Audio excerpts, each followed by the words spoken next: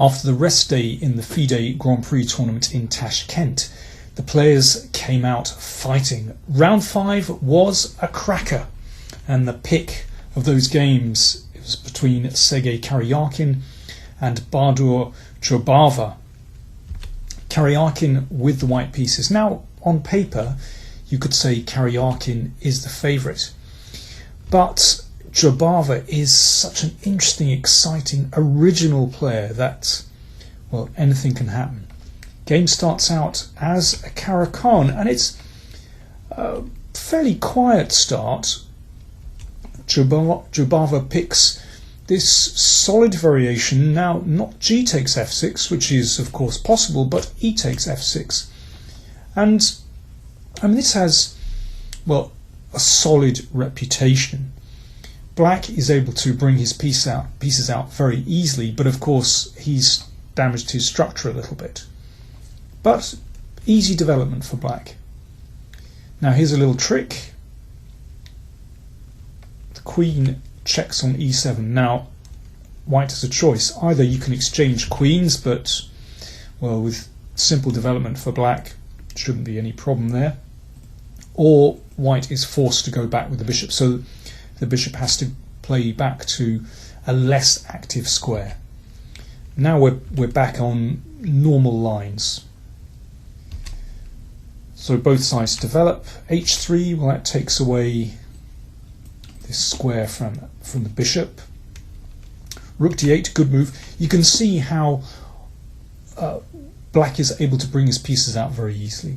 So the rook finds a good square opposite the queen, and the bishop and the knight can come into the game very easily. Bishop e3, okay, looks pretty normal, bolstering the d-pawn. And now the knight transfers across the board, and the bishop is able to position itself on a slightly more active diagonal. That was one of the reasons why h3 was played, because now bishop g4 isn't possible. And queen c2, connecting the rooks. Bishop e6, okay, black developing very smoothly. And I mean, I think this is a good picture. Actually, we should stop here, because I think we can see that both sides have developed easily. White has this slight structural advantage of 4 pawns against 3, but to make anything of this extra pawn on the queen side is incredibly difficult, because black's pieces are really well coordinated. You can't just create a passed pawn. And on the other side of the board, well, black is so secure around his king, 4 pawns and a knight, and very good communication with the king side. So I think Jobava has come out of the opening very well. Okay, let's move on. Rook e1, queen d7. So far, nothing extraordinary happening. Now with queen d7, it's a clever move. You can see the queen and bishop lined up against this pawn. And if white is very worried, then he could play bishop f1 to support the h-pawn. The problem with this is that now black can come forward, so the bishop gains a better diagonal. And, well, for example, a5, you can start to hassle white here. You know, maybe with a4, gain some space. Black is very comfortably placed here. But Karjakin played bishop d2 instead. And Jobava was very glad to be able to sacrifice his bishop on h3.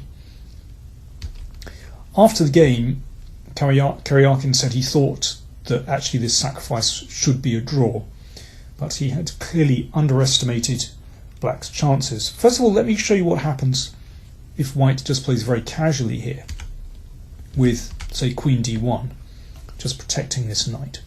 Now comes knight h4, and now black is simply winning. So this knight has to budge.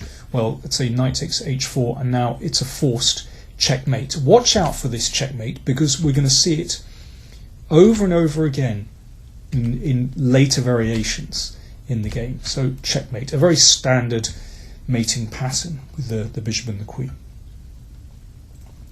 So because of this, Karjakin exchanged off bishop for knight. Best move. So reducing some of black's attacking material. The knight is still attacked. So Karjakin advances the rook to defend the knight and also introduces some clever defensive ideas with knight e5, for example. Now if black wants a draw, you could actually just keep checking here. Well, first of all, we throw in bishop f4, to drag the rook away. And now this should be a draw by perpetual check. The king can't step up because actually rook e8 check wins.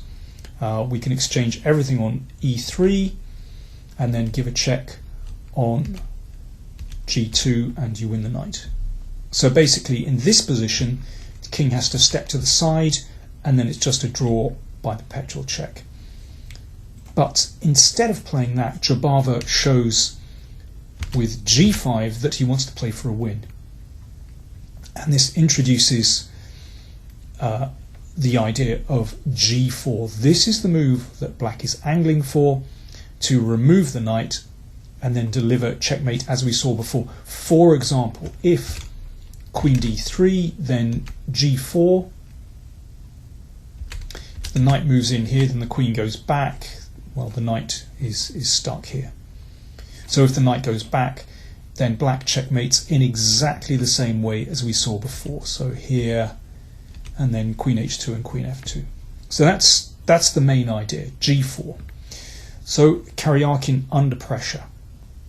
He tried c5, bishop f4, and that forces the rook away from the e-file, and as we'll see, it's very useful for black to be able to bring his rook to this open e-file. And again, queen g4 would be a draw, but Jobava, playing for a win, played bishop c7. He could try g4 here. But queen f5 is a clever defense. He's seeing the bishop preventing pawn takes knight because of the pin. So first bishop c7, but he still wants to play g4. Watch out for this move. Now queen c4. Oh, I should say rook takes b7. Looks pretty good at first sight. This exchange would certainly benefit white. But now great move, rook takes d4. Threatening rook g4 and mate. And if knight takes rook, here we go again. It's that familiar checkmating idea. It's going to be mate on f2. Let's just go to the end of that one. There it is again. So, queen f4 from Karjakin. Again, we would like to play g4, but there's a very nice defense. Knight e5. So this opens up a discovered attack against the queen. The queen retreats, and now the queen and knight are hitting f7. Basically, white exchanges everything on f7. So it gives back the piece, but takes on b7, and, well, because of this pin, that's an important move, bishop f4, preventing bishop h2 with the discovered check. And after this, well, white stands better in this endgame. So Jobava has to play very accurately here with black when he's attacking. He played queen h5, so removing the queen from any trouble on the third rank. Still wants to play g4. That's the big idea. Maybe white's best here is to take on b7, and after rook here, simply to give back a rook for bishop and play this position. I think black still has a strong initiative. Chances are with black, but maybe that's white's best. Instead came king g2. Well, it's a tricky move. Once again, it's all about this move g4. If you play g4 in this position, wonderful defense from white. Knight h4, what a tricky move. If that's taken, then rook h1. So basically after knight h4, white shuts out black just for a moment. But Jobava alert to this possibility.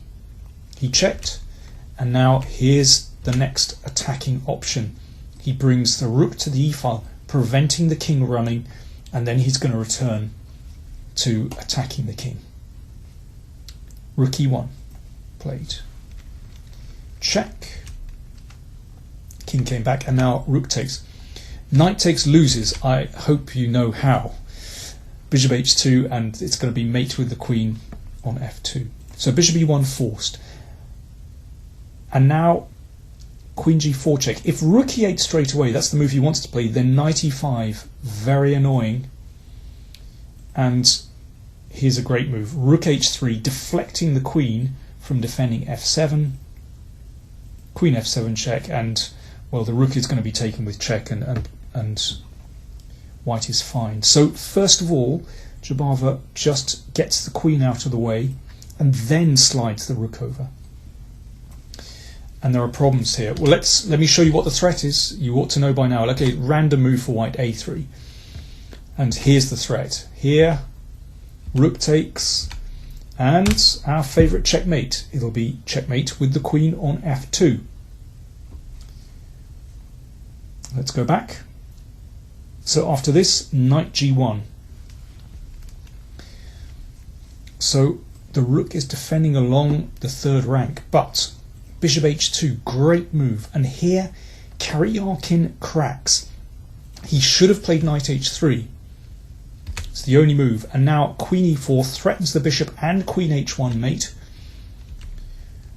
White can just about hang on here. After this, white remains a piece up, but black now has 3 pawns for the piece and good chances to push the pawns on the king side. Probably better for black, but still not over. Instead, Karjakin played knight e2, a disastrous move. He cracked under pressure. Jobava snapped the knight off.